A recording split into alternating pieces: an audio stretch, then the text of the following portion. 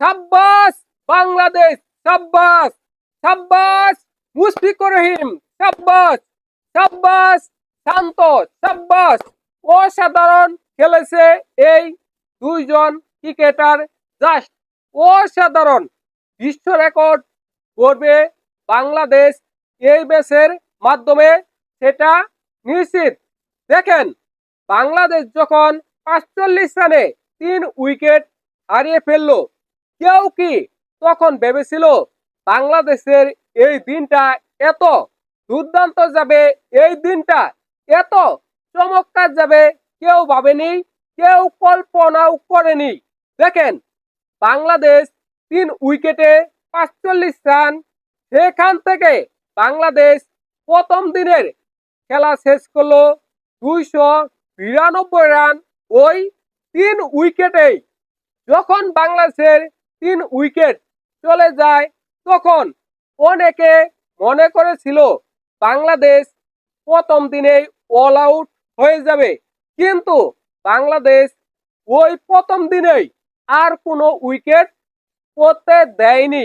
Just অসাধারণ খেলেছে শান্ত।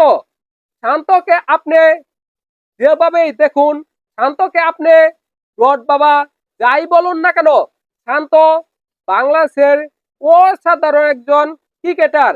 আজকে শান্ত করেছে ১৩৬ রান অপরাজিত, এবং আমাদের মুশফিকুর রহিম ভাই অসাধারণ খেলেছে। তিনি আজকে ১০৫ রান করেছে অপরাজিত।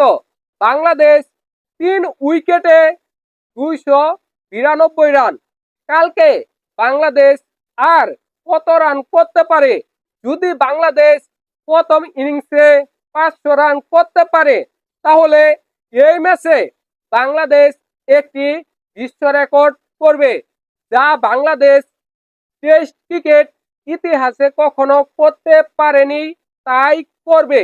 দেখেন, শ্রীলঙ্কার মাটিতে বাংলাদেশ ১৪টি ম্যাচ খেলেছে, ১৪টি ম্যাচই হেরেছে। যদি এই ম্যাচে বাংলাদেশ প্রথম ইনিংসে ৫০০+ রান করতে পারে, তাহলে এই ম্যাচ ড্র বা বাংলাদেশ জয় লাভ করবে। বাংলাদেশ জয় লাভ করবে এটা বলা যায়, কারণ বাংলাদেশ দুর্দান্ত খেলতেছে।